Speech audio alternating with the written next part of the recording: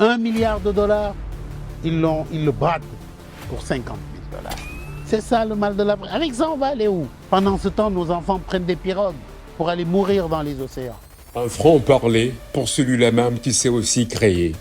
Pierre Goudiaby Atepa construit autant avec les mots, des actes qu'avec la pierre. Le monument de la Renaissance africaine au Sénégal porte sa signature. Un géant qui sort des entrailles de la terre avec sa femme et son fils, qui émerge pour pointer vers l'Occident. On l'appelle Atepa, c'est-à-dire le bâtisseur. Des édifices, Pierre Goudiaby bâtit un peu partout. Des villes nouvelles, des idées qui font rêver. On fait une île sous forme de l'Afrique et j'ai dessiné l'Afrique sur l'eau. Je l'ai appelé Africa Smart Island. Pierre Goudiaby Atepa érige aussi des ponts entre générations. Pour moi, la jeunesse, elle est importante. Ils veulent avoir l'espoir de s'en sortir. C'est rien d'autre que ça. Pierre n'a pas fini d'apporter sa pierre à l'édifice africain. Et à 78 ans, il court toujours. Ce qui me fait courir, voir l'Afrique se débarrasser de la pauvreté dont elle souffre. Face aux mots de l'Afrique, il ne mâche pas ses mots. Des gens corrompus qui vous vendent le pays pour $10. C'est ça le scandale, ça suffit. Architecte de renom, ingénieur, homme d'affaires, conseiller de chef d'État, homme influent aux multiples relations à travers le monde, innovateur, Pierre Goudiaby Atepa, en exclusivité et en intégralité sur ma chaîne YouTube. Avant de recevoir notre invité, je tiens à vous dire un grand merci pour vos nombreux messages de soutien et de félicitations. J'ai lancé ce projet avec pour promesse de vous proposer des histoires exclusives, uniques, authentiques, des contenus de qualité. La preuve, les différents sujets et interviews que j'ai déjà réalisés et qui se trouvent sur mes différentes plateformes. C'est pourquoi je vous lance un appel solennel.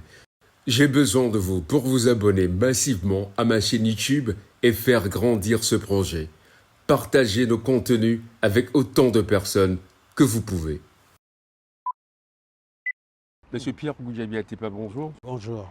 Merci de nous accorder de votre temps pour parcourir un peu votre vie, mais aussi vos projets. Vous êtes une référence mondiale en matière d'architecture, de business, d'entrepreneuriat, de développement, un panafricanisme, mais aussi des projets innovants.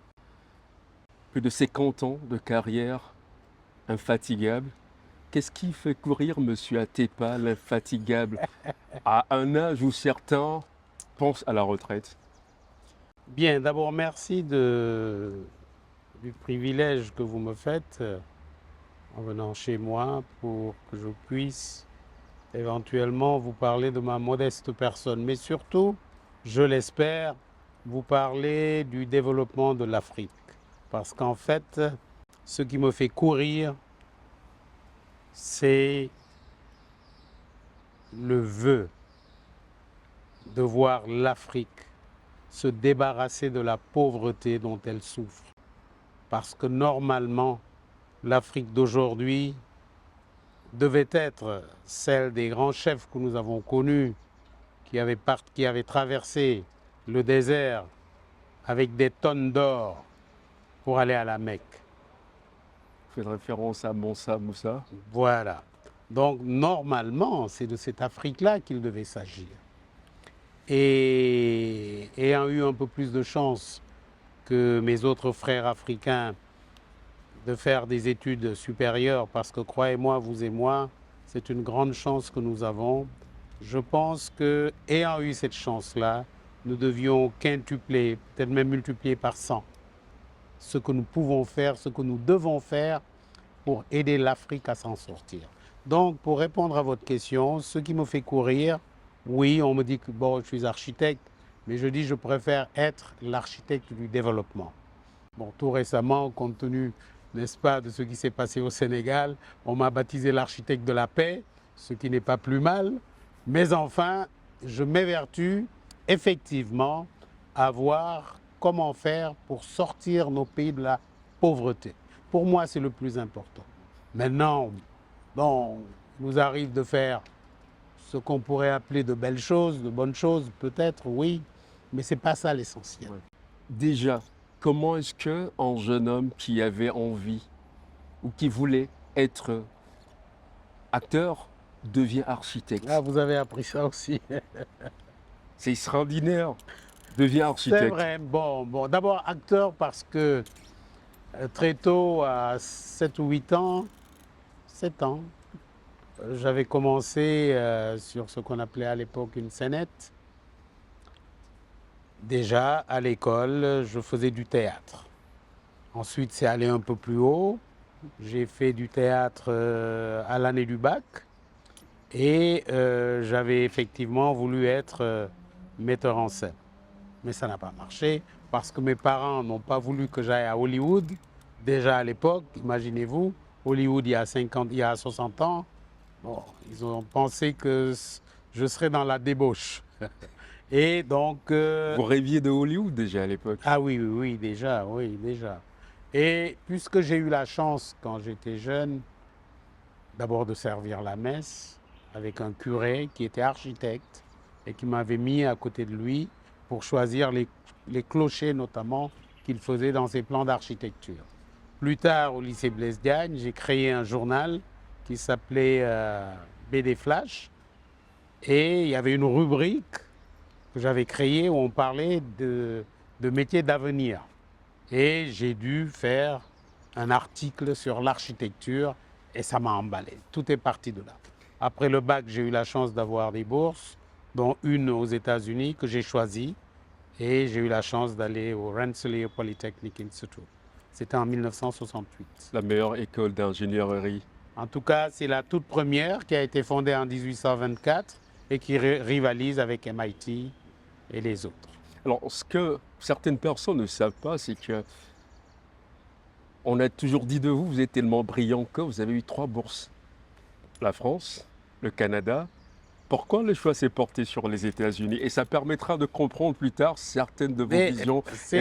Alors, vous savez, j'insiste toujours ici sur le fait que nous, les pays francophones, nous devons absolument faire de l'anglais la deuxième langue de travail. Absolument. Pourquoi? La chance que j'ai eue, c'est d'avoir eu un prof d'anglais avec lequel je m'entendais très bien et j'étais déjà fluent in English à l'année du bac. Et en cet avantage-là, j'ai choisi les États-Unis. Il y a également que, on rêvait tous d'une aventure américaine et bon, j'ai eu la chance de pouvoir la faire. Mais également le bonheur d'être rentré immédiatement après mon diplôme. Je n'ai pas fait 24 heures de plus. J'ai eu mon diplôme, mes diplômes d'ingénieur et d'architecte. J'ai fait un long stage à New York. Et le lendemain, j'ai acheté une Mustang à l'époque, parce que j'aime également les voitures, les belles voitures. Et j'ai débarqué à Dakar avec ma Mustang, avec ma Ford Mustang en 1973. Et voilà. Vous étiez dans la vingtaine? Oui, 20, oui, dans la vingtaine, 28 ans. Alors, il y avait ce rêve américain qui était fort, qui vous a poussé ou qui vous a déterminé pour quitter le continent. Mais l'Afrique a été toujours fort, puissant, ancré en vous. Et tout de suite, l'un des projets, c'est vrai que vous avez travaillé sur plusieurs projets déjà, mais l'une des grosses références, c'était d'avoir réussi ce concours pour ce projet de la construction de la Banque centrale des États de l'Afrique de l'Ouest. Jeune architecte, Atepa, et selon mes indiscrétions, il y avait des gens qui se disaient les jeunes là, parce qu'il y a un de votre ami aussi, ils ne vont pas gagner ce concours. Et vous avez surpris tout le monde. Racontez-nous cette histoire, on monsieur se moquait Atepa. presque de nous. D'abord, je rends un hommage à un de mes grands frères et confrères, Cheikh Ngom, avec lequel j'ai eu à faire ce projet. On venait d'arriver, vous savez, quand je suis rentré en 1973, j'étais pratiquement le premier architecte diplômé à être revenu au Sénégal. Et que cet architecte-là, avec un autre qui venait d'arriver, ait postulé pour un concours aussi important, au siège de la BCAO, aussi prestigieux, dans les salons de Dakar, les architectes Toubab parce que c'était tous des toubabs, se moquaient de nous dans les cas, oh bon, ils viennent d'arriver, etc. Et la grande surprise, même pour moi, hein, je dois avouer que j'y croyais, mais bon, la petite anecdote, c'est que quand on m'a convoqué à la Banque centrale pour rencontrer le gouverneur, il me regarde, on me fait rentrer, il me dit oui, jeune homme, qu'est-ce qu'il y avait? Je dis non, vous m'avez convoqué, je crois, monsieur le gouverneur. Il dit non, non, non, c'est pas vous, j'attends monsieur Goudiaby. Je dis monsieur le gouverneur, je suis désolé, ce n'est que moi. C'est vous, monsieur. Donc, et il a été, puisque je parle de lui, vous savez, il faut de grands Africains pour faire d'autres Africains. Et ce monsieur-là, pour lequel j'ai presque une vénération, c'est Abdoulaye Fadiga. Paix à son âme, il nous a quittés trop tôt. C'était le gouverneur de la Banque centrale. C'est lui qui a implanté, c'est lui qui a fait la Banque centrale que nous avons aujourd'hui. Et il nous a fait confiance. Il nous a fait confiance. Bon, il y a des détails que je vais sauter. Quand on était en conflit avec le maître d'ouvrage délégué qui était un Français, il prenait toujours part pour nous. Qui voit d'un mauvais œil les jeunes africains. Absolument. Et il y a cru. Vous savez, un de vos confrères, le jour où on a gagné, j'étais là devant la maquette, il regarde la maquette, Fofana, paix à son âme, il me dit, mais Goudiaby, ça ne vous fait pas peur, vous allez faire ça? Je dis, si nous n'avons pas eu peur de l'imaginer, pourquoi aurions-nous peur de réaliser le projet? Donc c'est ça ma montre. N'ayons pas peur de rêver. Une fois que nous avons rêvé maintenant, faisons tout ce que nous devons faire pour que le rêve puisse être une réalité. Il y a eu plusieurs projets, comme je l'ai dit, mais l'un des projets pour lesquels vous êtes plus cité dans le monde, même s'il y a des projets aussi grands, c'est le monument de la Renaissance. C'est devenu la carte postale du Sénégal, ou je dirais de l'Afrique, parce que pour certains pays qui n'ont pas ce genre d'infrastructure, la référence est le Sénégal. Imposant monument, imposant structure, une famille symbolisée. Comment, vous avez parlé tout à l'heure de vision, de pensée. Comment est-ce que l'idée a germé pour donner naissance à ce joyau monsieur Pierre Goudiaby Atepa? À César, ce qui est à César, au propre et au figuré. C'est un grand César, maître Abdoulaye Wade, L'ancien président sénégalais. Dont j'étais non seulement, j'allais dire, le fils spirituel, mais l'ami, qui m'a fait venir dans son bureau un jour, il me dit, Pierre, est-ce que tu as lu mon livre Un destin pour l'Afrique? Parce qu'en page X, il me dit, j'y ai décrit un monument que je veux faire. Je dis, Monsieur le Président, je ne veux pas vous vexer, mais je n'ai pas lu votre livre.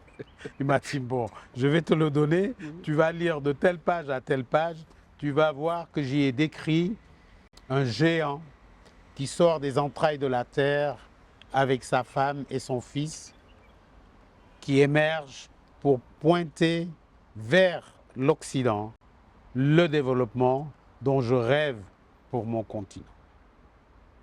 Et tu vas voir comment me réaliser ça. Je lui dis top, banco. C'est comme ça que c'est. Donc il nous l'a décrit. On a pris des artistes coréens pour nous aider dans la matérialisation, parce que les artistes coréens, vous le savez, en matière de réalisation de sculpture, c'est les meilleurs au monde. Mais tout le reste, c'est nous qui l'avons fait, bien sûr.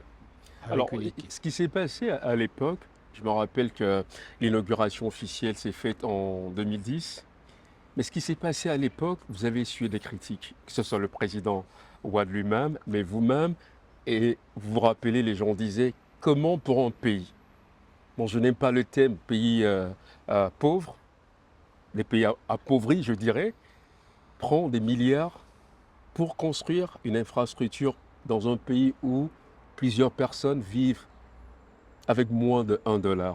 Comment est-ce que vous avez réagi à ces critiques? J'ai réagi comme je réagis aujourd'hui. Quand je rêve de mes villes nouvelles et que les gens me sortent ce genre d'arguments, je leur dis il faut bien analyser les choses. Et il ne faut pas mélanger les genres. D'abord, il était évident que ce monument-là, en le construisant, il allait s'autofinancer. En d'autres termes, dans 15-20 ans, il aura fini de se payer. Ça, c'est très important. C'est la même le même modèle économique, pratiquement, que nous faisons pour les villes nouvelles sur lesquelles nous travaillons. Donc nous savions que, comme la Tour Eiffel qui s'est payée 100 fois, 1000 fois, 10 000 fois, et dans le discours que j'ai fait lors de l'inauguration, j'ai dit exactement ceci, je me retrouve dans la position de Eiffel quand il a fait ses tours. Il a subi les assauts de tout le monde, y compris d'un certain Guy de Maupassant, que tout le monde connaît, qui voulait que cette caricature sculpturale, comme il l'appelait, ce monstre de ferraille, puisse être démolie. Et aujourd'hui, la Tour Eiffel, bon, elle a fait que. Donc nous savions déjà, le président Wade et moi, que dépasser les critiques, les gens reconnaîtront que oui, ils avaient raison d'avoir fait ça.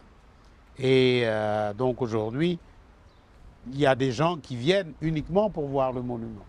Donc c'est déjà ça le gain. Donc les critiques, on les a eues, on les a subies. Je vais vous faire une petite anecdote. Un jour, le président m'appelle, il me dit, mais Pierre, il faut, parce que vous savez, il y a des imams qui ont dit que la dame avait les cuisses un peu dénudées, qu'il fallait recouvrir ça. Ouais, je me rappelle de Vous cette rappelez de ça. polémique. Alors, la polémique de la cuisse de la dame. J'ai dit, bon, monsieur le président, il m'appelle, il me dit, est-ce qu'on peut allonger le pagne, faire un pagne qui lui prenne toute la cuisse? Je lui dis, oui, monsieur le président, je vais faire les calculs avec mes amis coréens, on viendra avec un devis. Je viens, ça faisait 700 millions de francs CFA pour ajouter, je ne sais pas combien de tonnes de cuivre pour couvrir la cuisse. Je viens, je lui dis, le pagne, monsieur le président, c'est 700 millions. Il dit quoi pour un pagne? Le pain le plus cher, ce serait, si vous l'aviez fait, ce serait le pain le plus cher. Plus cher au monde, n'est-ce pas? Il me dit, bon, écoute, on va faire un petit pagne. Je dis, ce serait encore pire, parce que chez nous, le petit pagne, bien sûr, c'est ce que les dames portent le soir, et c'est très érotique, comme dirait l'autre. Et je lui ai dit, monsieur le président, si on fait le petit pagne, là, on est morts tous les deux. Il dit, bon, alors on le laisse comme ça. Oui.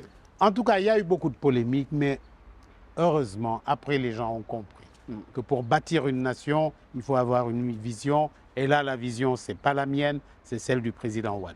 Alors, quelles leçons tirez-vous de l'idée, de la vision, mais de cette polémique et aussi de ce que c'est devenu aujourd'hui? Parce que c'est une fierté sénégalaise. Quand on est sûr de ce qu'on fait, quand on a la conviction que ce qu'on est en train de faire est bon, il ne faut pas hésiter. Et moi, c'est ça. Quand j'ai la conviction que oui, j'ai bien réfléchi et qu'il me semble que c'est ça qu'il faut faire, je vais jusqu'au bout. Quand vous avez de la conviction dans votre vie, allez-y. Ne trichez pas. Ne trichez pas. Allez-y avec conviction et faites pour le mieux que vous puissiez. Si vous faites ça, vous n'avez jamais de problème. Vous parlez tout le temps de jeunes, souvent de jeunes. Pourquoi c'est important pour vous, la jeunesse? Parce que je me souviens que j'ai été jeune et que j'avais des ambitions. Et j'ai eu la chance d'avoir des parents qui m'ont laissé mûrir mes ambitions. Vous savez, l'avenir est à la jeunesse, c'est évident. C'est comme aujourd'hui, regardez ce qui se passe, toute cette révolution-là que nous vivons, le digital, l'intelligence artificielle. C'est pas à nous, moi je n'y comprends rien personnellement, mais c'est à vous de vous battre pour prendre la place qui devrait être la vôtre dans un monde global. C'est ce que Senghor disait, enracinement et ouverture. Et n'attendez pas qu'on vous fasse de la place. Allez prendre votre place. Vous comprenez? C'est pour cela que pour moi, la jeunesse, elle est importante. Mais la jeunesse, ce qu'il y a de plus important dans la jeunesse, il faut l'éduquer. L'éducation est fondamentale. Vous le savez peut-être. À nos indépendances, la Corée du Sud était derrière nous. La Chine en PIB était derrière le Sénégal. Vous vous imaginez ce qu'ils ont fait avec leurs jeunes, avec l'intelligence, avec la discipline, avec l'éducation. Or, aujourd'hui, nous nous trouvons devant un fait qui est extraordinaire. Vous pouvez faire une leçon et en même temps, 10 000 personnes peuvent l'apprendre. Ce n'était pas comme de mon temps. On est 30 dans la salle. Le prof, il est là, le maître, il est là, il donne ses cours. C'est pour 30 personnes. Aujourd'hui, le même maître, il peut faire pour 30 000 personnes. Et ça, c'est important. Ça, c'est peut-être ce qui fait qu'il est fondamental que la jeunesse, qu'on puisse l'éduquer. Et également, que nous ayons de l'ambition, beaucoup d'ambition. Savez-vous que la Banque centrale dont vous parlez, qui a été réalisée il y a bientôt 50 ans, quand on a fait la Banque centrale, Cheikh Ngom et moi, à Dubaï, l'immeuble le plus haut avait 10 étages, 10. La Banque centrale, on était à 23 niveaux. 23, 10. Malheureusement, jusqu'aujourd'hui, 50 ans après, c'est toujours l'immeuble le plus haut de Dakar, du Sénégal. Ça veut dire qu'il y a une stagnation, on n'a pas bougé. Et c'est là où j'appelle à une révolution des mentalités, à une révolution des ambitions, à une révolution des visions, pour qu'on sache qu'on doit pouvoir s'en sortir. Il n'est pas normal qu'à l'âge de 26 ans, 27 ans peut-être, j'ai fait un immeuble de 23 niveaux, quand à Dubaï ils étaient à 10, et qu'à 77 ans, cet immeuble soit toujours le plus haut. Quel gâchis, quel gâchis. Mais nous allons le rattraper. Vous avez parlé de révolution, mais vous militez beaucoup, monsieur Pierre Goudiaby Atéba, pour la révolution de l'enseignement, de l'éducation en Afrique. Qu'est-ce que vous reprochez à l'enseignement, l'éducation, la manière dont elle est faite aujourd'hui, dans ce contexte où les jeunes, vous parlez de jeunes, on revient, sont confrontés à des enjeux de l'emploi et à certains repères de la vie. Que reprochez-vous exactement et qu'est-ce qu'il faut faire, monsieur Goudiaby Atéba? Bien, j'ai un ami qui vous a accompagné tout à l'heure, d'ailleurs, cher Omar. Il disait qu'il n'est peut-être plus normal que les gens aient le baccalauréat, à 17 ans, 18 ans. Quid d'un bac à 12 ans? Parce que, vous avez vu mes petits-enfants, la plus petite, elle n'est pas là. Elle vient, elle vole souvent mon téléphone. Elle a 4 ans. Elle met son truc, elle va sur YouTube. Elle prend la chaîne qu'elle veut. Elle met la musique, elle se met à danser. Mais c'est Toute seule. Toute seule. Sa grande sœur qui est venue tout à l'heure, je ne savais, Canal ne marchait pas. Elle me dit non, Pépé, c'est pas grave, on va aller sur YouTube, je vais te prendre le journal télévisé. Je dis comment ça? Alors ces jeunes-là, vous voulez qu'on continue à les amener à l'école pendant 18 ans pour comprendre ce que nous avons compris nous après une dizaine d'années? Ils le comprennent après 10 minutes. 10 minutes. Vous voulez que ça continue? On perd du temps. Là, ce matin, j'étais en réunion avec des amis chinois de Huawei, avec lesquels nous voulons développer l'enseignement à distance qu'ils ont déjà. Et je leur dis, nous voulons prendre un cap de 5 à 10 ans. Dans 10 ans, tous les Sénégalais devraient pouvoir lire et écrire. Tous. Parce que c'est là où ça doit commencer. On doit arrêter de perdre du temps. Quand aujourd'hui vous avez l'intelligence artificielle, on va faire quoi après?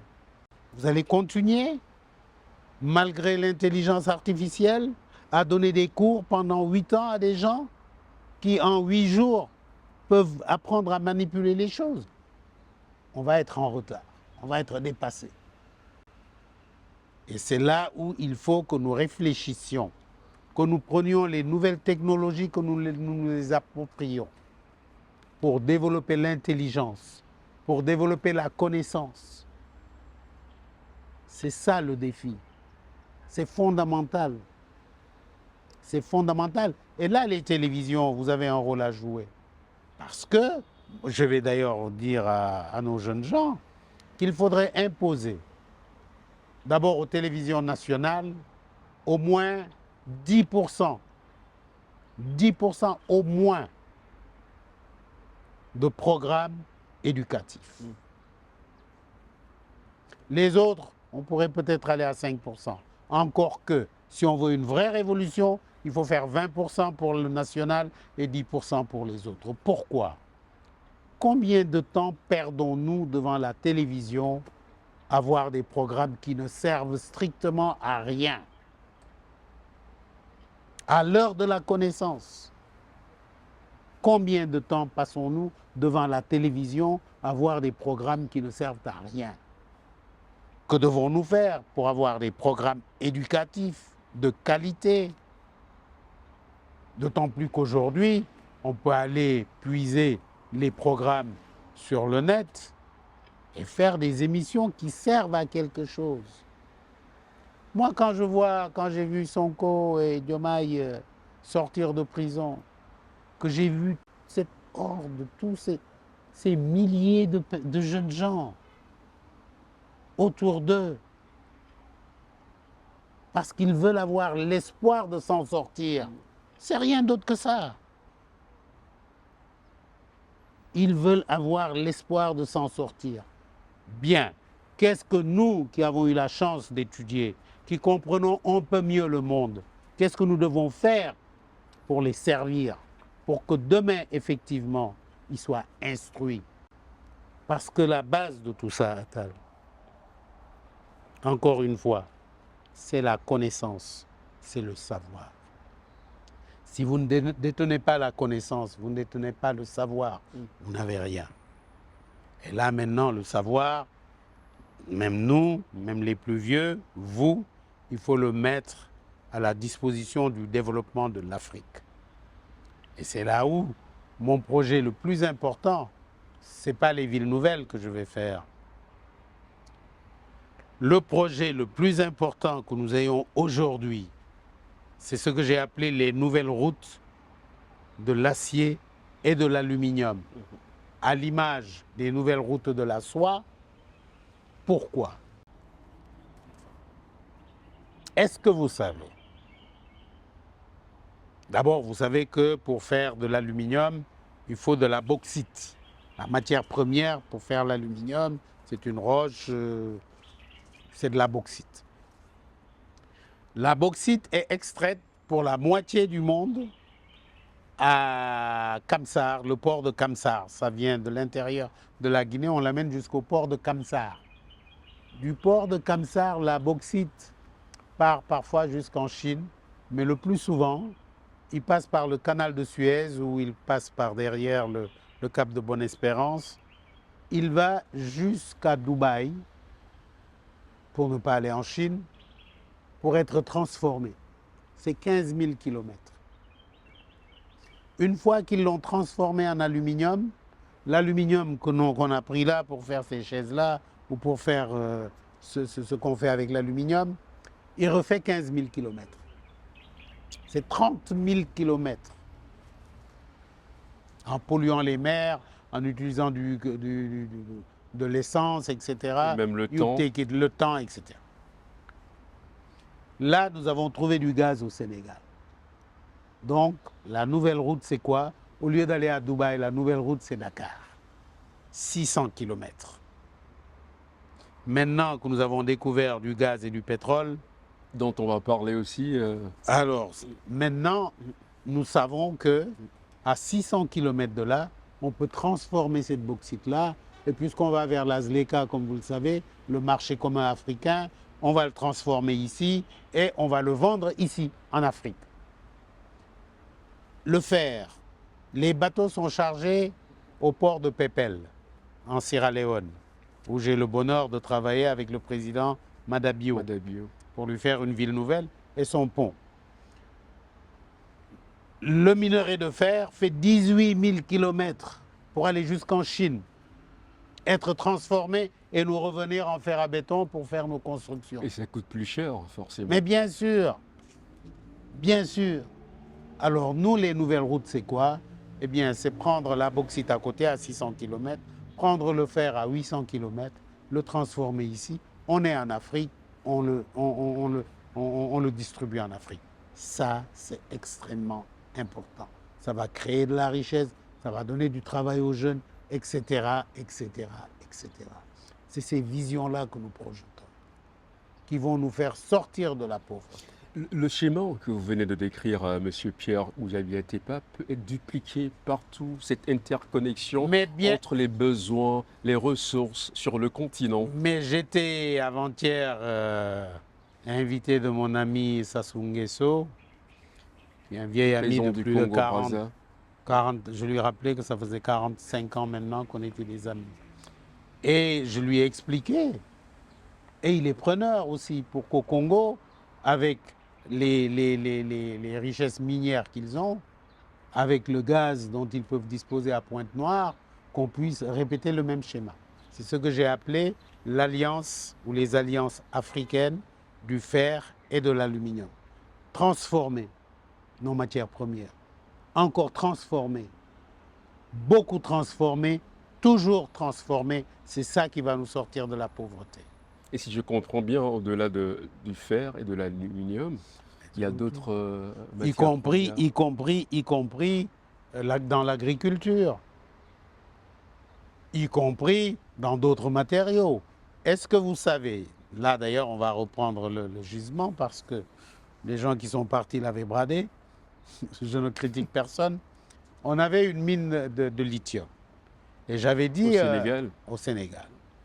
Et j'avais demandé, parce qu'on a eu la mine et il fallait renouveler le permis parce qu'on n'avait pas encore de partenaire pour le transformer.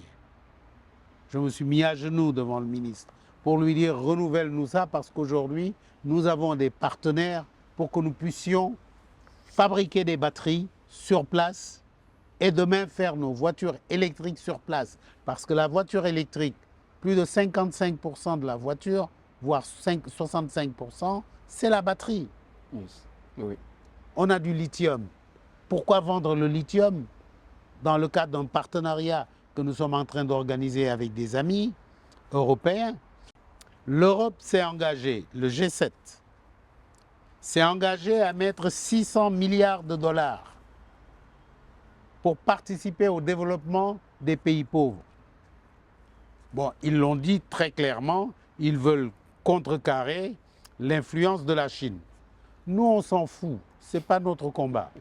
Celui qui veut nous développer, il n'a qu'à venir. Jusqu'aux Iraniens. Ils n'ont qu'à venir nous développer. Leur querelle là entre eux, c'est pas... Nous, on est trop petits pour ça. Vous comprenez? Alors, on leur dit, vous avez 600 milliards que vous avez décidé de mettre à la disposition des pays africains. Mais on n'a pas encore vu cet argent. Et c'est là où nous aussi, parce que, comme vous le savez, je suis le président du Club des investisseurs du Sénégal. Et nous appelons de tous nos voeux un nouveau partenariat. J'ai même essayé de faire revivre le fameux trilogue de Valéry Giscard d'Estaing que je souhaite que mon président Diomaye Faye puisse prendre et revisiter pour qu'avec l'argent des Arabes, la technologie et le know-how des pays du G7, que nous puissions faire des partenariats pour développer le continent. Ce trilogue-là, je suis sûr que le président Diomaye va en faire son cheval de bataille et que ça va nous permettre, dans le cadre d'une coopération bien entendue et bien équilibrée, de faire un transfert de technologie. C'est ça qui est important. Vous avez parlé du président Diomaye Faye, le nouveau président du Sénégal, jeune. Quand on dit jeune, c'est relatif parce que dans la politique, être chef d'État, c'est pas assez commun. Il y a certains qui ont parlé de manque d'expérience professionnelle en politique. Je dirais manque d'expérience politique préalable. Est-ce que selon vous, c'est un atout ou bien un inconvénient? On dit d'abord qu'il est barbu comme vous, là. Mais vous, on vous voit barbu, mais ça ne gêne personne. Mais lui, puisqu'il est barbu, on lui colle des étiquettes, etc. Non, c'est d'abord un atout extraordinaire. Quand j'ai décidé, il y a 5 ans, d'encourager ces jeunes-là, c'est parce que j'avais déjà compris, peut-être par l'opération du Saint-Esprit, que ces jeunes-là allaient réaliser leurs propres rêves. Parce que tout est dans le mental, tout est dans la tête. Ils l'ont eu dans leur tête, ils l'ont structuré. Ce qui se passe au Sénégal est merveilleux, c'est extraordinaire. Quand j'ai vu l'autre jour que quelqu'un que je ne nommerai pas a salué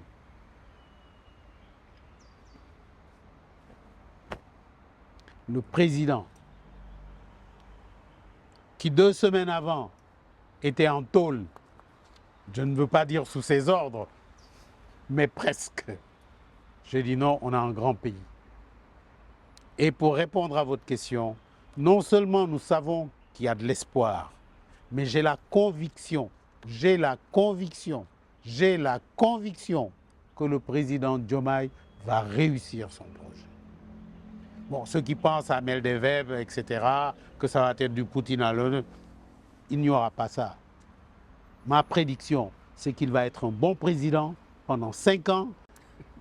On a une chance extraordinaire d'avoir une équipe qui va se structurer pour faire les changements fondamentaux qu'il faut pour nous sortir de la pauvreté. Ils vont commencer déjà par faire la guerre à la corruption. C'est fondamental. Vous ne pouvez pas développer un pays où il y a trop de corruption. Il y a des choses, on peut fermer les yeux. Bon, mais non, mais il y a des... Attendez, c'est ça le scandale, ça suffit. Pendant ce temps, nos enfants prennent des pirogues. Vous comprenez, pour aller mourir dans les océans. Et ils vont mettre fin à ça. C'est clair. Est-ce que l'exemple du Sénégal doit servir aussi dans d'autres pays? Parce que quand on parlait de Diomaye, du président Diomaye, et bien sûr de son Premier ministre, M. Ousmane Sonko, il y a une certaine virginité dans la gestion, excusez-moi du terme, ceux qui nous suivent, dans la gestion du pouvoir. Ils ne traînent pas des casseroles. Est-ce que des jeunes comme ça, en Afrique, doivent pouvoir se mettre devant et prendre la gouvernance des pays, M. Atepa? Ils doivent faire comme ça a été fait ici, dans une démocratie, bien entendu. Cependant, il ne faut pas qu'ils pensent que parce qu'ils ont pris le pouvoir, qu'ils n'ont pas besoin des conseils, voire de l'implication des plus vieux qu'eux. Vous comprenez? Nous, ça fait longtemps qu'on est dans le marigot quand même, hein. Il y a des choses qu'on connaît. Le vieux caïman. Le vieux caïman, vous comprenez? Il y a des choses qu'on connaît. Il y a des plantes que vous voyez, elles sont belles. Si vous les mangez, si vous en mangez, vous pouvez mourir. Vous comprenez? C'est bien. Pour le moment, ils nous écoutent. Quand ils voudront plus de nous, il n'y a pas de problème. On peut prendre notre retraite à tout moment. Mais jusqu'à présent, ils écoutent. Ils écoutent les plus âgés. Et ils sont respectueux, parce qu'à nos âges, on n'a besoin que de ça. Et ils ont la foi en ce qu'ils font. Parce que pour la plupart, ils ont vécu les difficultés que vivent 80% des Sénégalais. Donc ils les comprennent et ils savent comment faire. Le Sénégal a maintenant le pétrole, le Sénégal a le gaz. Et souvent, dans les pays où il y a le pétrole et où il y a le gaz, on parle de la malédiction du pétrole. Est-ce que cette crainte de certaines personnes peut être justifiée dans le cadre du Sénégal? Et comment faire de façon générale, au-delà du Sénégal, ne pas prendre ces ressources-là comme une malédiction pour les peuples? Il suffit qu'il y ait de la transparence dans ce que nous faisons. De l'honnêteté, de la transparence, de l'intelligence. Pourquoi? Parce que d'abord, souvent, la manne du pétrole est gaspillée par ceux qui contrôlent le pétrole. Par la grâce de Dieu, au Sénégal, nous avons quand même pu mettre des mécanismes de contrôle qui marchent et qui vont marcher. Tout à l'heure, je recevais des amis de Huawei et ce que je leur ai dit est très clair.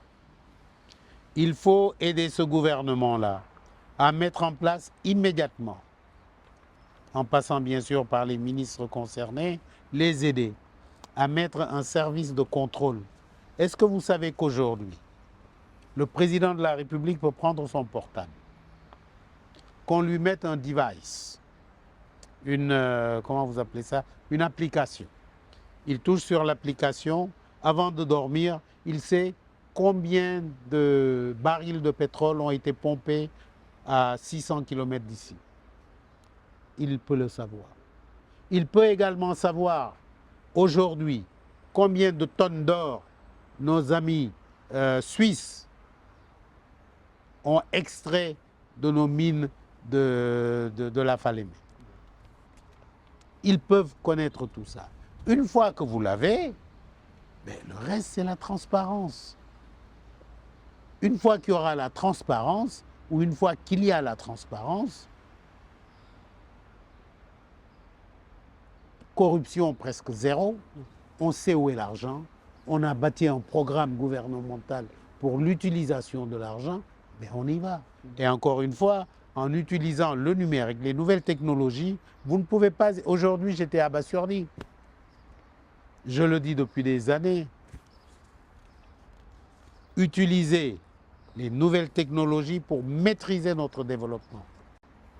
Même si ça doit passer, pourquoi pas, par l'agriculture. Et là également, vous savez qu'on va faire de l'agriculture intelligente, etc. Donc vraiment, nous sommes dans un siècle de tous les possibles. Et il faut que l'Afrique s'accapare de ces nouvelles technologies, de l'intelligence, pour pouvoir développer le continent. Vous savez qu'on a des projets, on a un projet que je vais vous montrer, que j'ai appelé Smart Island. Smart Island. C'est une île intelligente. Une île intelligente. Si on traduit en français. Sur l'eau, aux Almadies. Sur l'eau. Ça fait déjà rêver. Je vais vous montrer. Et on va la faire. Pourquoi? Parce que d'abord, les gens ne savent pas, c'est un petit secret, que construire sur l'eau, aux Almadies, revient moins cher. Le terrain que vous créez sur l'eau, il est moins cher que le terrain là. Oui, ils ne le savaient pas. Bon, maintenant que tout le monde le sait. Et pour la précision de ceux qui nous suivent, les Almadies, c'est l'un des quartiers les plus huppés de Dakar. La résidentielle de Dakar, la capitale. Mais je vais vous montrer, on fait une île sous forme de l'Afrique, parce que moi, ma passion c'est l'Afrique, et j'ai dessiné l'Afrique sur l'eau, et c'est de cette île-là, de cette île artificielle, que je voudrais que demain, je l'ai appelé Africa Smart Island. Et nous sommes en train de négocier pour faire de cet endroit-là le hub des nouvelles technologies de toute l'Afrique. C'est une ambition. Monsieur Pierre Goudiaby Atepa, on en apprend à chaque fois en parlant avec vous. Vous avez été, vous êtes le concepteur du siège de la Banque centrale de l'Afrique de l'Ouest, BCEAO, et bien d'autres sièges aussi dans d'autres pays. Et aujourd'hui, il y a un gros débat. La BCEAO symbolise aussi plus ou moins le franc CFA. Et il y a ce débat en Afrique actuellement par rapport à la pertinence, l'importance du franc CFA. Il y a beaucoup. Vous avez parlé des jeunes. Il y a beaucoup qui se disent qu'il faut se débarrasser de cette monnaie. Que pensez-vous du franc CFA, monsieur Pierre Goudiaby Atepa? Bien, je vous dirai au passage que j'ai été pendant des années le président de la bourse régionale. Donc je connais un peu, j'ai des notions. Comme je le disais à des gens dont je tairai le nom,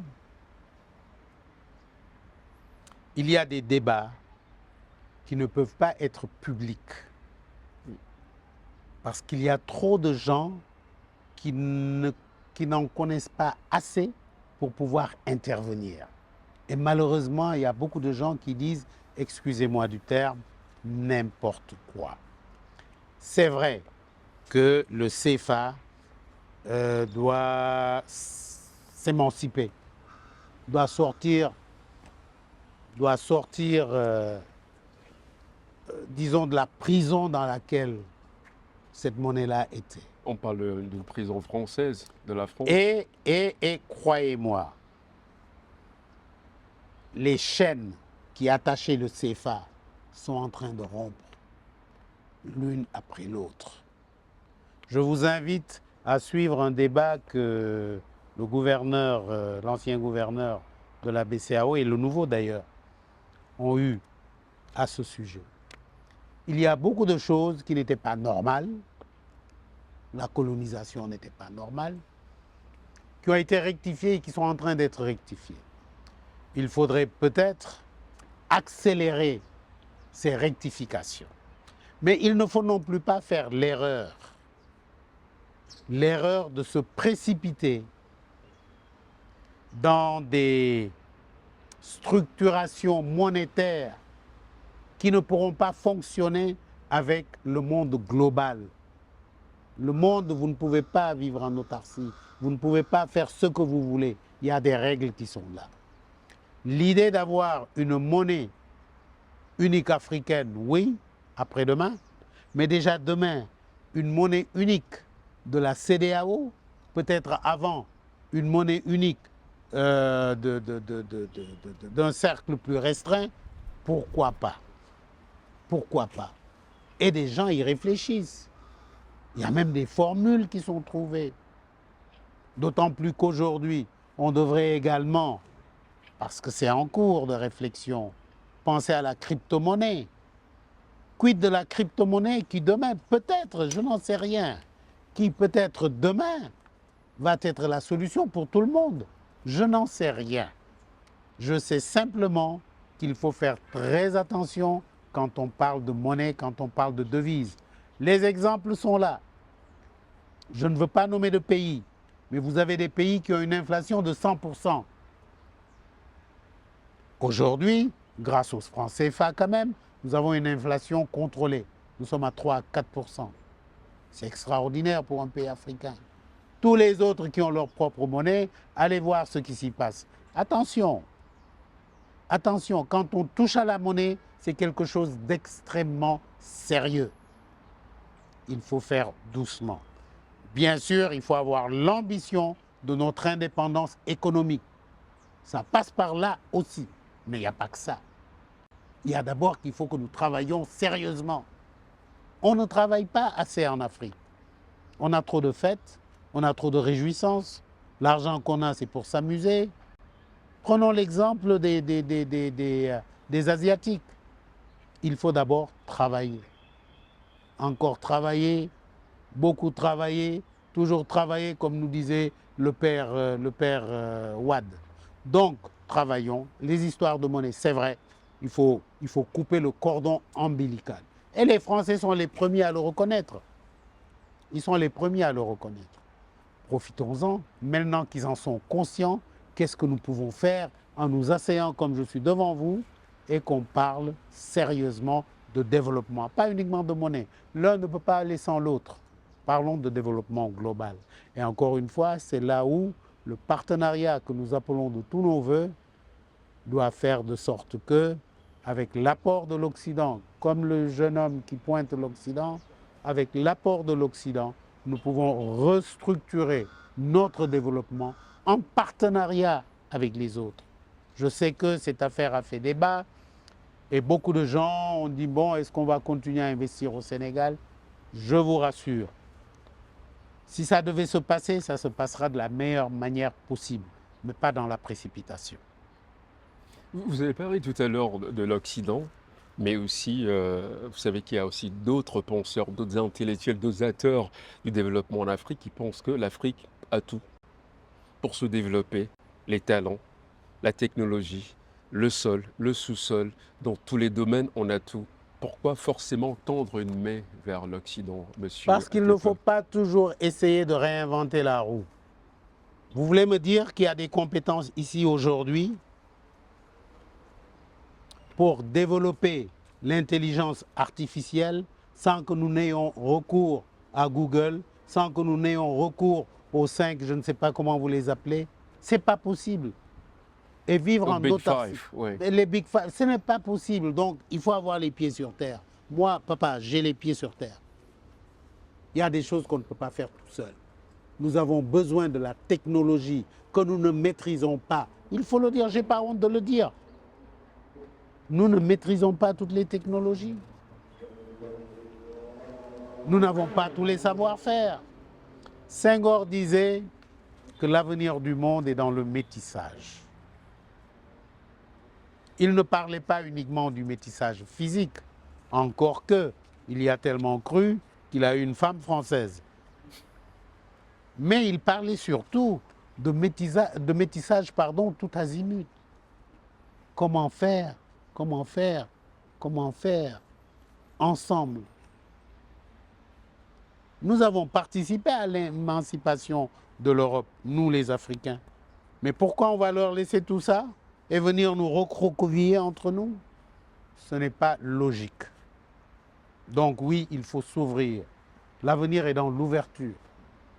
Alors, on parle de développement justement de l'Afrique, où comme je l'ai dit, comme vous l'avez dit souvent aussi, on a tout, les ressources, vous avez parlé de l'aluminium, l'Afrique a pratiquement toutes les matières premières dont le monde a besoin, y compris l'Afrique.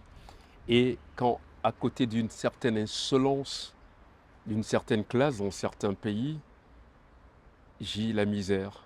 Comment faire pour qu'aujourd'hui, à l'entame de cette interview, vous parlez des jeunes qui prennent la mer, on parle des jeunes qui n'ont plus de repères, comment faire pour qu'il y ait une certaine redistribution et qu'on soit fier.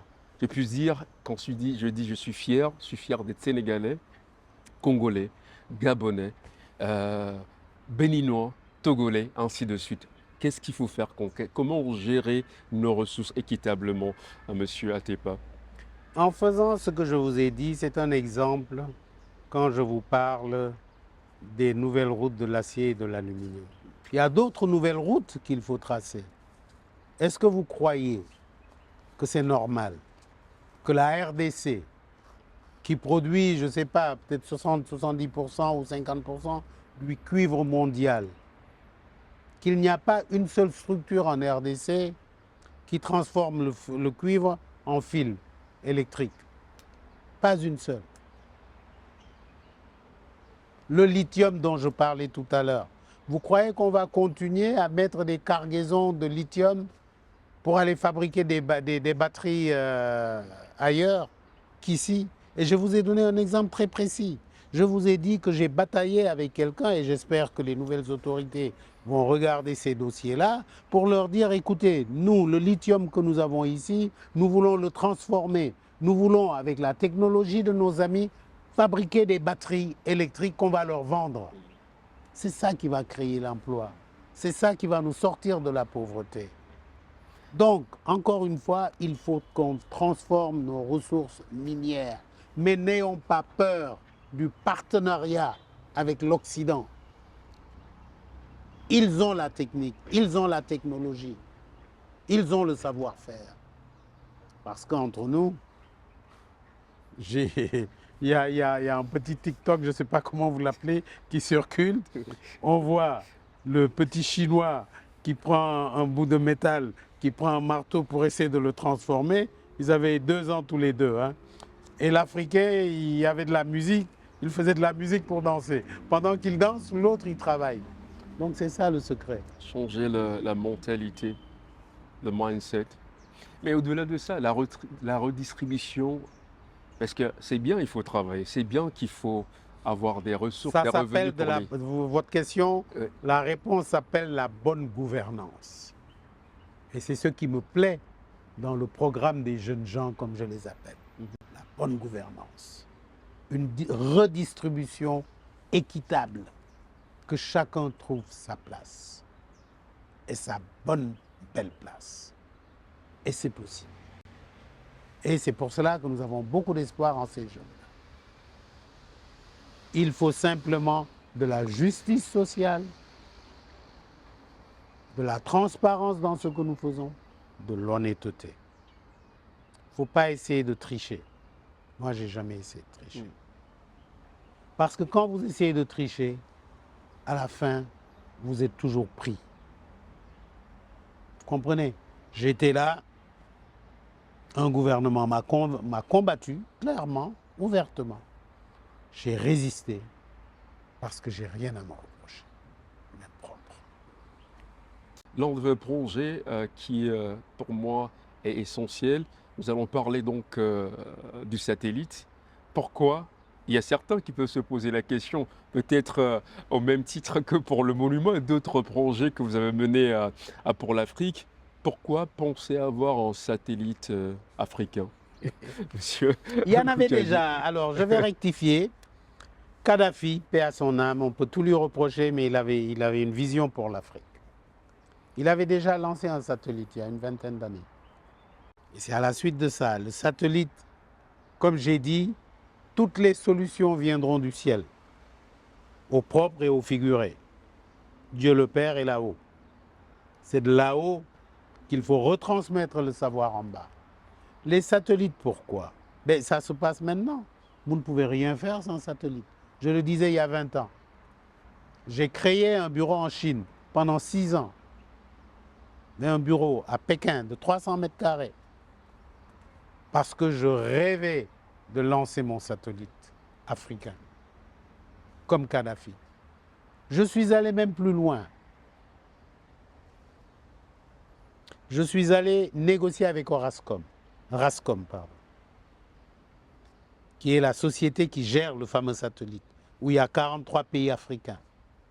Je suis allé jusqu'à vouloir rentrer dans leur capitale, parce que pour moi, c'était essentiel. Je n'ai pas réussi. Une des raisons pour lesquelles je n'ai pas réussi, c'était parce que le satellite était chinois.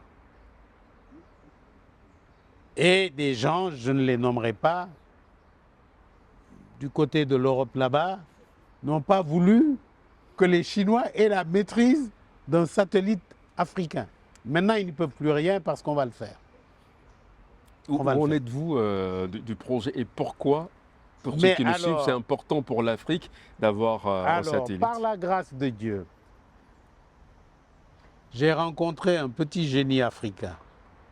Bon, petit, le mot n'est pas trop fort parce qu'il est costaud. Maram Kairé, qui est le premier astronaute, pas astronome, astronome. Voilà, il y a les astronautes, il y a les astronomes. Lui scrute les étoiles, les étoiles, oui. Et il a même, je crois, comment ils appellent ça? Un météorolite. Il a une astre qui porte son nom. J'ai eu la chance de pouvoir le présenter au président Macky Sall, qui a vite compris qu'on avait besoin de ce talent africain et lui a demandé de créer l'agence aérospatiale sénégalaise. Et le même Maram travaille avec moi aujourd'hui sur la ville des satellites ou sur la ville, comment il a appelé, sur on va créer une ville dédiée aux satellites et à cette intelligence-là. Donc oui, l'Afrique se réveille. Aujourd'hui, si vous prenez Google Earth, vous pouvez voir tout ce que vous voyez là, c'est à cause des satellites. À cause des satellites, vous pouvez me voir là en train de vous parler. S'il n'y a pas le satellite, il n'y a pas tout ça. C'est le satellite qui capte ça et qui vous le retransmet. Et aujourd'hui, pour la très bonne nouvelle, nous travaillons avec une société dont je tairai le nom, parce que c'est un peu top secret, sur la nouvelle génération de satellites. Vous savez, les images, vous pouviez les avoir après 24 heures. On vous dit les terroristes sont là, bon, on voit les motos, etc. Mais avant qu'on interprète l'image, ils sont déjà partis parce qu'il faut 24 heures. Aujourd'hui, en 24 minutes, vous savez qu'ils sont là. Et pour la sécurité, Vous ne pouvez rien faire sans les satellites. Donc les satellites, c'est, je ne sais pas moi. Dans plusieurs domaines de Mais la vie moderne. pas plusieurs, dans tous les domaines.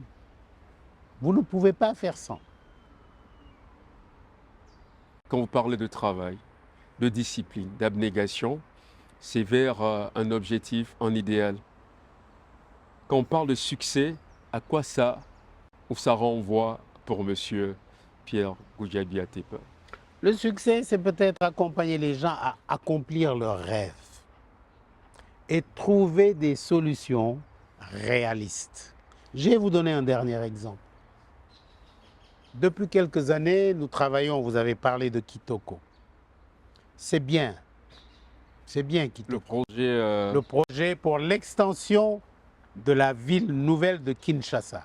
C'est un projet structurant, c'est l'un des projets les plus structurants qu'il ne m'ait jamais été amené à penser ou à concevoir.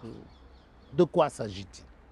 La ville de Kinshasa, qui aujourd'hui a 18 millions d'habitants, d'aucuns disent 20, dans 20 ans, aura au moins 36 millions d'habitants.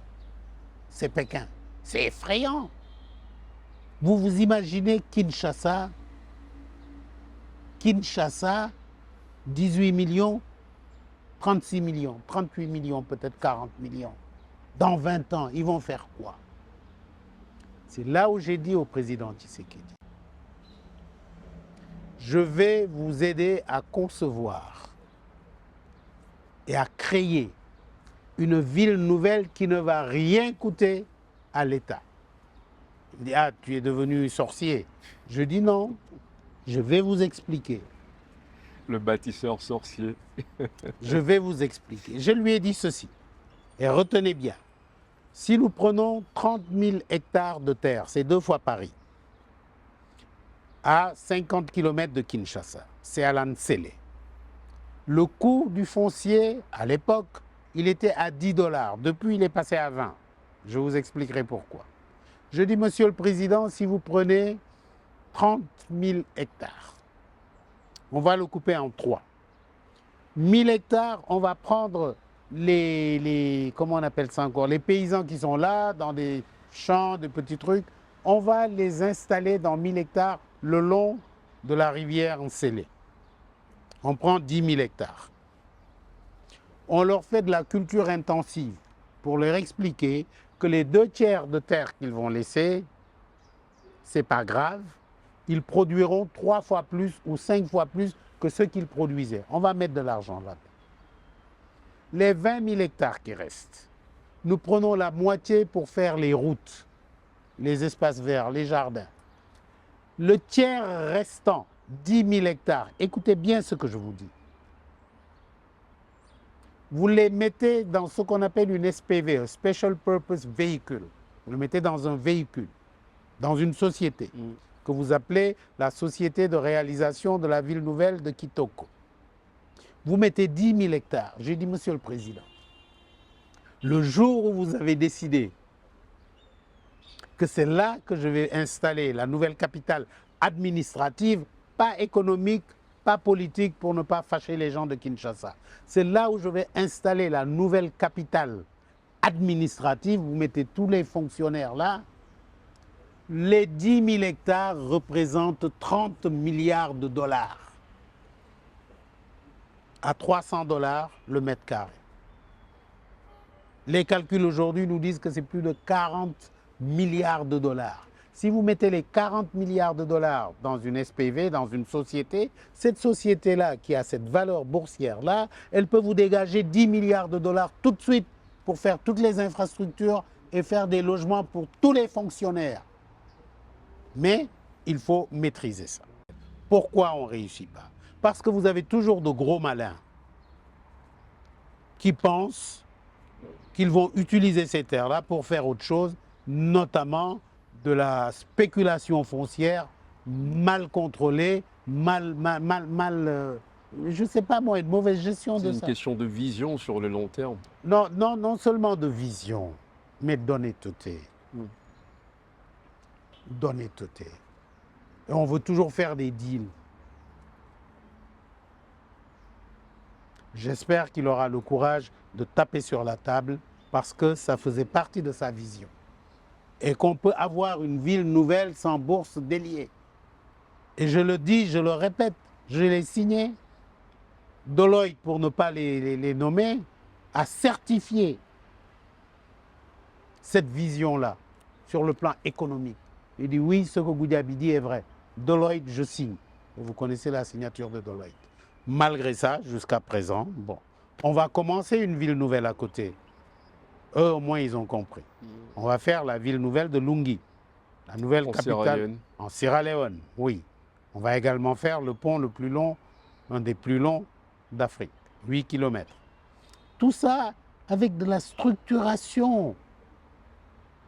C'est rien de plus. Je ne suis pas, comme il disait, je ne suis pas un magicien. Je ne fais que essayer de réfléchir et de trouver des solutions. Et nous avons le droit, pardon, le devoir, presque divin, de trouver une solution pour sortir notre Afrique de la pauvreté. C'est une obligation de sortir C'est l'Afrique. une obligation divine. Voilà. Quand on écoute vos propositions, c'est assez pensé, assez calculé, assez précis. Bah, il y a certains qui vous ont surnommé l'architecte des chefs d'État, mais au-delà de ça, c'est votre parcours professionnel et aussi, je dirais, c'est votre carrière qui vous a permis ces contacts-là. Est-ce que vous avez l'impression que les chefs d'État, ou bien certains que vous connaissez, probablement vous écoutent, mais quand le peuple a l'impression que les chefs d'État sont déconnectés de leur réalité, on se dit pourquoi j'ai pas mon petit pain, mon repas quotidien, alors qu'il y a un chef d'État là-bas, alors au même moment il y a des gens assez éclairés, des gens, des érudits comme vous, qui, vous êtes aussi dans la diplomatie, je le sais, qui leur proposent des idées assez concrètes sur le développement du continent. Qu'est-ce qui se passe, monsieur Atepa? En fait, c'est que les chefs d'État sont comme vous et moi. C'est des personnes influençables. Et c'est pour cela que le plus important, c'est certainement le chef d'État qui a une vision, il le faut. Mais c'est l'entourage qui est important. C'est l'entourage. Moi, je vous ai parlé de Kitoko. Pendant 2 ans, je n'ai pas pu voir le président Tshisekedi parce qu'on lui a dit que je n'étais pas là. Je venais, on lui disait non, il n'est pas venu. Et le jour, il m'a dit, mais Pierre, qu'est-ce qui se passe? Ça fait 2 ans que je ne vous ai pas vu. J'ai dit, mais monsieur le président, je suis venu 10 fois en 2 ans. Et c'est moi qui paye mon billet, c'est moi qui paye mon séjour. Mais c'est votre entourage qui me fait un blocage parce que certains d'entre eux ont un petit intérêt égoïste avec des vendeurs de rêves, des vendeurs d'illusions qui leur donnent de petits gadgets pour les mettre dans leur poche. Et c'est pour cela que je vous ai dit que le combat de la corruption est un combat essentiel, pour ne pas dire fondamental. Parce que c'est la corruption qui fait que, bon, les chefs d'État, même s'ils veulent, ils ont souvent autour d'eux des gens corrompus qui vous vendent le pays pour 10 $. Enfin, peut-être un peu plus, 10 000. Et je vais terminer par un exemple. Je vais vous donner un exemple concret, vécu, que j'ai écrit dans mon livre, Oser. J'ai expliqué un projet, comment j'ai pu changer un contrat que nous avions pour l'exploitation du zircon sur les côtes sénégalaises, sur la Grande Côte. Je suis l'architecte du président Wade. Nous devons faire une ville nouvelle quelque part sur la côte. Le président prend l'avion, il survole, il va à Saint-Louis, il voit qu'il y a des conteneurs, il y a des gens qui s'excitent pour faire quelque chose, il ne sait pas quoi. Il m'appelle Pierre, en survolant la zone, j'ai vu qu'il y a des conteneurs, j'ai demandé, on me dit que c'est pour exploiter le zircon. Je dis, zircon, président, c'est quoi le zircon? Il m'explique, il me dit, ah, va sur Internet, tu verras bien. Je suis allé sur Internet, j'ai vu. J'ai dit, je reviens, j'ai dit, oui, monsieur le président, nous pouvons pousser le projet de 10 à 20 km. Ce n'est pas un problème, c'est la même nature du sol. J'ai dit, mais combien on a dans ce contrat-là? Le Sénégal gagne combien?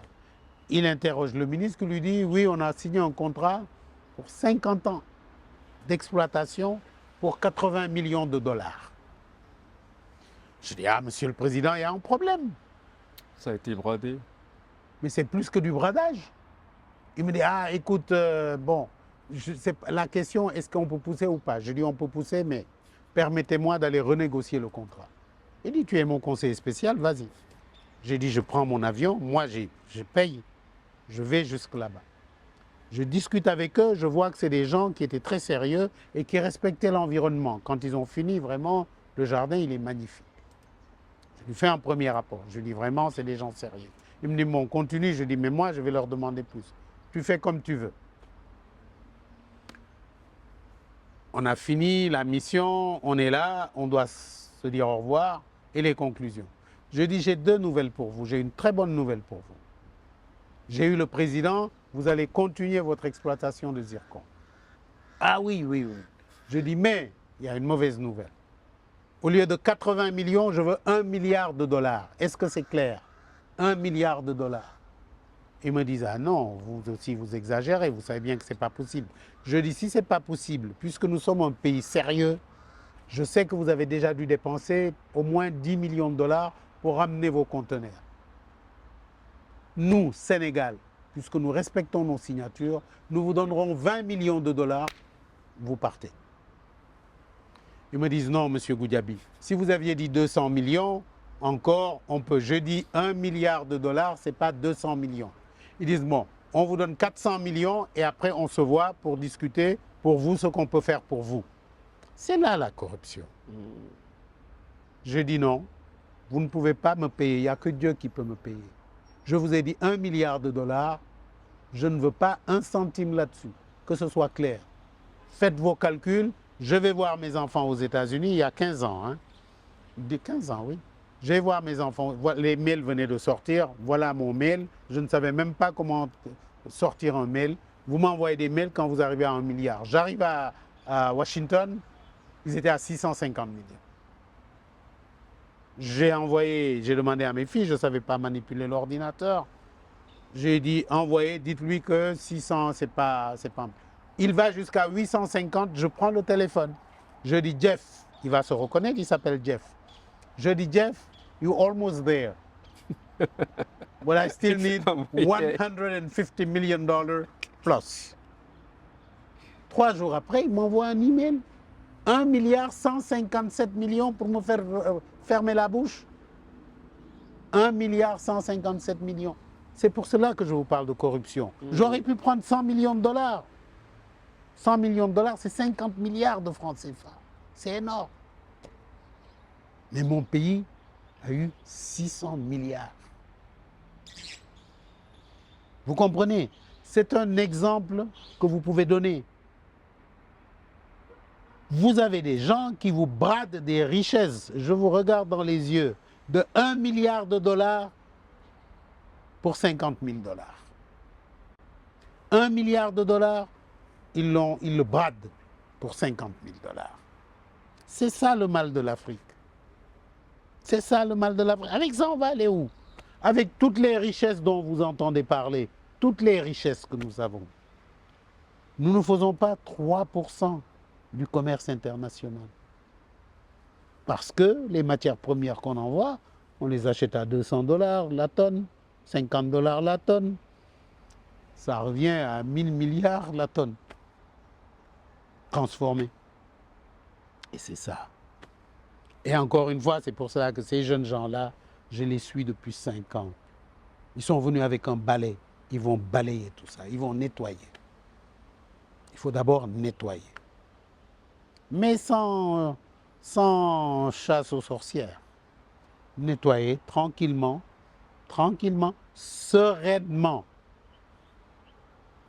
Et repartir de nouveau. Monsieur Pierre Goudiaby Atepa, le bâtisseur sorcier, magicien, merci beaucoup pour votre temps, merci pour l'interview. Merci beaucoup, mais merci d'être venu. Si ça peut servir à peut-être éclairer des ambitions, si ça peut servir à la nouvelle génération à avoir confiance, pourquoi pas? En tout cas, je serai toujours là pour donner les conseils qu'il faut. À nos âges, c'est tout ce qui nous reste. Et notre bonheur serait, avant de partir, de voir qu'effectivement, nous sommes sur la bonne rampe de lancement et des satellites et du développement de l'Afrique. L'aluminium. Et merci pour le travail que vous faites également. Vous êtes une fierté africaine et keep it up. Thank you so much. Merci. Et je redis que vous terminerez par ça. Je souhaite que le Sénégal soit dans la francophonie, mais que le Sénégal rejoigne le Commonwealth. Parce que là également, il ne faut pas... Est-ce que vous avez contre le français? Certains vous demanderont ça. On me dit, vous avez un problème contre le français. Écoutez, je suis un disciple de Senghor. Oui. Et filmez ce que je vais dire là. Je suis un disciple de Senghor. Donc la francophonie, le français bien dit, bien articulé, j'adore. Les beaux vêtements comme la belle veste que vous avez, le bouton de manchette, les belles godasses, j'adore. Mais il y a autre chose. L'anglais est pour moi la langue des affaires, du business, j'allais dire du développement, mais je n'ose pas dire ça, parce que le développement, c'est quand même d'abord la culture, et là je rejoins la France et la francophonie. Mais aujourd'hui que le Sénégal entre dans l'ère du pétrole, j'étais choqué de voir notre ministre du pétrole avec des écouteurs pour écouter ce que les gens lui disent. Ça veut dire quoi? Nous entrons dans l'ère du pétrole, il faut rentrer dans l'ère d'au moins 2 langues de travail. J'allais dire l'anglais d'abord et le français. En tout cas, merci. Merci beaucoup. J'ai pas vu passer le temps. Si vous souhaitez d'autres interviews exclusives, des contenus authentiques, des parcours de vie inspirants, vous êtes sur la bonne chaîne YouTube. Il vous suffit tout simplement de vous abonner massivement, partager massivement de contenu et n'oubliez surtout pas d'activer la cloche de notification pour ne rien rater.